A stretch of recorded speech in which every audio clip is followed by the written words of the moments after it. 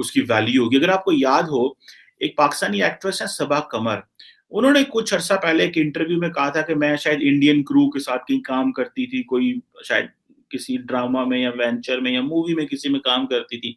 तो वो कहते थे कि जब हमारा ग्रुप हम जहाज़ में लैंड करते थे तो चेकआउट करना होता था, तो सारे लोग चेकआउट करते थे।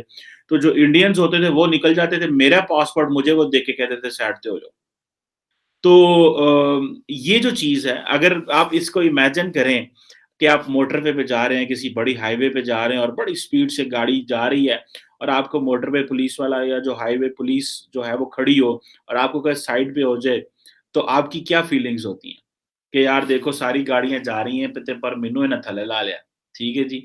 अब यही बात है कि आप अमेरिका जा रहे हो, लंदन जा रहे हो, कहीं और किसी जनाब यूरोपियन पेरिस में कहीं उतर रहे हो, बर्लिन में उतर रहे हो और आपके पासपोर्ट को वो कहें जनाब साइड पे आ जाएँ, तो होता तो है। ये एक बेसिकली ये तो हम क्रिटिसिज़्म कर रहे हैं ना कि देखिए हुकूमत क्या कर रही है या हम ये वो कंपैरिज़न्स कर रहे हैं कि जी हमारे सियासतदान हमें ख्वाब दिखाते हैं। बेसिकली इन्होंने हमें ख्वाब दिखा-दिखा के मारा है और हमें ख्वाब दिखाता है, हम उसके पीछे भागते हैं, फिर दूसरा ख्वाब दिखाता है, उसके पीछे भागते हैं, तीसरा ख्वाब दिखाता है, हम उसके पीछे भागते हैं और सब फेल होते हैं एट अ टाइम। क्योंकि at the end of the day अगर मुल्क इन्होंने इसी तरह चलाना है, अगर कर्ज़े लेके मुल्क चलाना है, वो तो फिर मैं भी चला सकता हूँ, कोई ज़ैद बकर किसी को भी आप बिठाएँगे टॉम, डिक, हैरी सारे आ जाएँगे और कहेंगे लो जी चलाना है, क्योंकि पैसे तो हैं नहीं है। लीडरशिप तो होती है, लीडरशिप का क्या काम होता है? लीडरशिप देती है विज़न, लीडरशिप आपको एक डिफरेंट एनवायरनमेंट देती है, ठीक है जनाब? लीडरशिप ये नहीं कहती कि क्या उसे बोलते हैं हमें हमें किस तरफ जाना है, लीडरशिप हमें एक एक एक डायरेक्शन देती है, ठीक है जनाब? लीडरशिप हमें एक रास्ता देती है, हमें एक बताती है कि भई आपकी मंज़िल क्या है? हम किधर जा रहे हैं? हमारा मुस्तकबिल क्या है? मैं एक कुछ महीने हो गए हैं क्योंकि आजकल सारी दुनिया पाकिस्तान का रिव्यू कर रही है, हर ममालिक फ़ॉरेन पॉलिसी के हवाले से।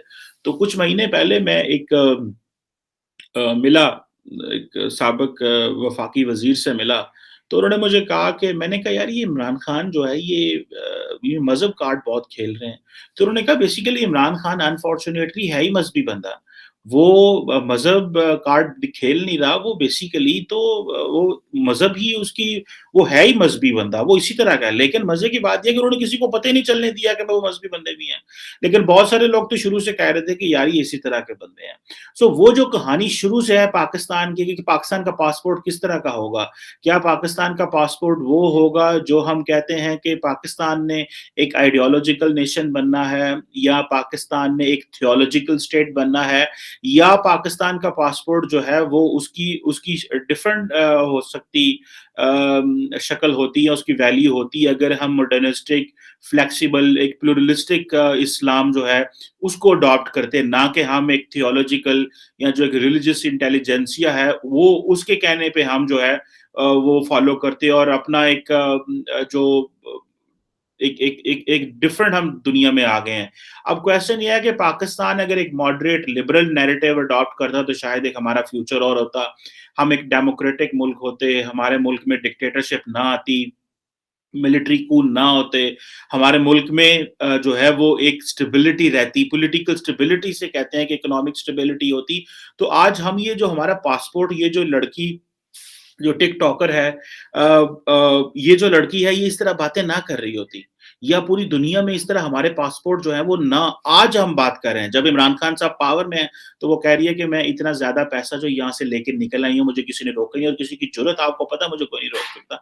इसने इंसल्ट की सबकी तो फिर जो एफआईए हमारे यहाँ पे साइबर क्राइम के अदारे हैं उन्होंने कहा यार एडी बेइज्जती कर गई ये तो सन जुतियां ही मार के तोड़ गई है। So let's file a case against him and let's ask her कि आप हमें बताएं कि पैसा कहाँ। वो लंदन बैठी हुई है तो वो तो कहती है मैं वो अब वो जारी बात है कोई और बात करेगी रिसोर्सेज वो कुछ और शेयर करेगी लेकिन the question remains the same कि हमें जो है ओवरऑल दुनिया में this is how we are viewed.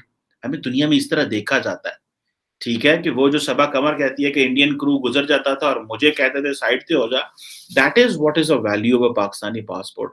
लेकिन हमने ना तो रास्ता तय किया है ना मंजिल तय की है ना मुतय्यन किया है क्योंकि हमें अशारिये वो जो स्टैटिस्टिक्स हैं वो बताते हैं कि we are going in a wrong direction. अगर मैंने एक दफ़ा अपनी कहीं बैठा हुआ था और कुछ काफ़ी लोग थे वहाँ पे, तो मैंने एक क्वेश्चन किया कि मैंने कहा, how many of you believe that we are going in a right direction? आते हैं तब तो ये नहीं पूछते, जब ये टीवी चैनल्स के अंदर कूदते हैं तब तो ये किसी से नहीं पूछते। तो अब इन्हें किसी की मदद करने के लिए वो आप दीवार देख सकते हैं तो सोशल मीडिया पे कि उस पे जो है ऊपर तार लगी हुई और दूसरी तरफ गाड़ियों में लोग जो है फंसे पड़े हैं और यहाँ तक कि कईयों की डेथ हो रही है, इनमें से कोई बाहर नहीं आया। और गवर्नमेंट ये कहती है, फवाद चौधरी और दूसरे लोग गवर्नमेंट के, कि तो पिछली गवर्नमेंट का कसूर है। देखिए उसमें बल्कि मैंने तो यहाँ तक वो आपके जो पिछले प्राइम मिनिस्टर है अब्बासी साहब, उन्होंने आके स्टेटमेंट दी और बाद में मैंने वेरीफाई की कि मशीनरी मौजूद थी लेकिन उनके पास डीजल मौजूद नहीं था। उस वक्त आपके जो रेस्क्यू के मुलाजमीन जो टूटे फूटे थे वो वहां पे उनके पास जूते प्रॉपर नहीं थे, उनके पास जैकेटें तक नहीं थी, स्वेटर पहन के फिर रहे थे। लेकिन असल में ये आपके कंट्री का टेस्ट है। खान साहब ने तो कह दिया ना कि लोग वहां गए क्यों थे।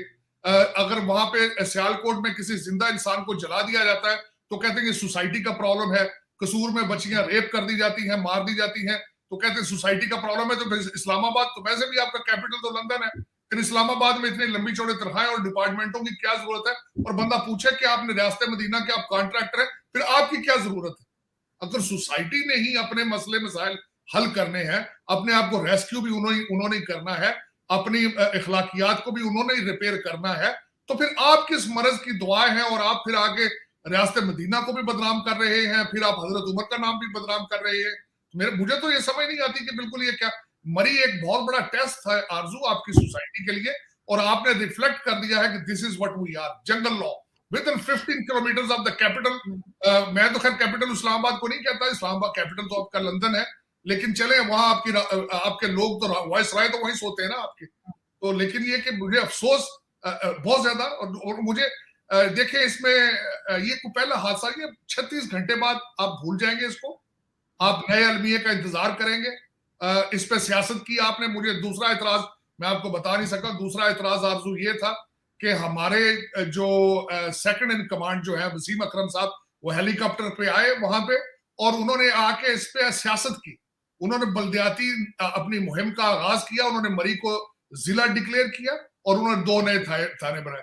उनके किसी एडवाइजर ने उनको ये नहीं बताया कि सेकंड ट्रिप पे भी किया जा सकता था। आज लोगों की डेड बॉडियां पड़ी हैं, इस पे आप उनको उनको उनको कुछ उनके साथ सॉलिडेरिटी, उनके साथ कोई गम का इजहार करें, ये आप इस पे सियासत कर रहे हैं। मरी को जिला बना दिया गया है, 2 थाने नए बना दिए हैं क्योंकि बल्दियाती इलेक्शन आने वाले हैं। लेकिन देखें इस वक्त हालात ये हो चुके हैं आरजू, कौम आपकी जो है वो ना सुन रही है, ना तवज्जो दे रही है। वो जो घिसे पिटे फिक्रे हैं कि नोटिस ले लिया गया है, कानून को हाथ में नहीं लेना दिया जाएगा, इसको हमने कमीशन बना दिया है, अब वो बातें गुजर चुकी। 74 साल आपने चूना इस कौम को लगाया इन्हीं फिक्रों पे। अब वो बेचारे वो सुबह की खाते हैं, शाम की फिक्र, दोपहर की फिक्र पड़ जाती।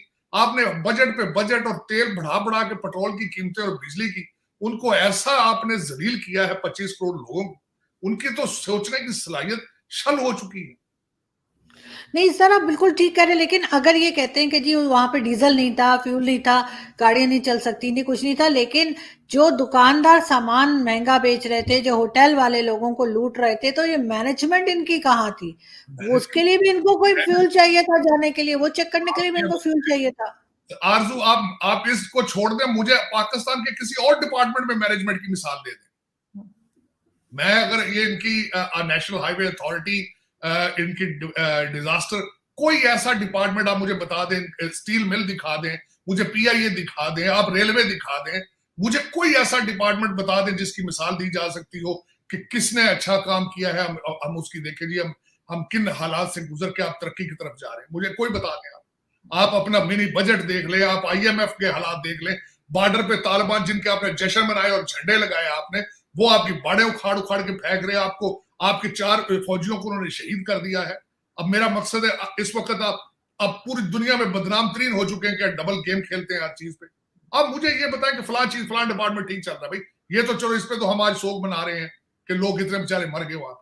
मुझे ये बताएं और कोई डिपार्टमेंट कैसा दिखा दें जिसपे आज मेरा मकसद आपको फख्र हो एज ए पाकिस्तानी, या पीटीआई कहे कि हमने इसको ठीक कर दिया है। मुझे सबसे बड़ा फिक्र आरजू, मैं खुद पॉलिटिकल साइंस का स्टूडेंट हूं, मेरी ये ख्वाहिश है कि आप सब लोग जो पाकिस्तान में बैठे हैं मुझे बताएं कि फला इस तरीका कार से हम आगे बच जाएंगे, फला हमें बचाएगा, फला इंस्टीट्यूशन हमें रेस्क्यू करेगा। मेरी खुद की ख्वाहिश है ये देखने की, क्योंकि मेरी मादर मिल्लत है, मुझे जाना आ रहा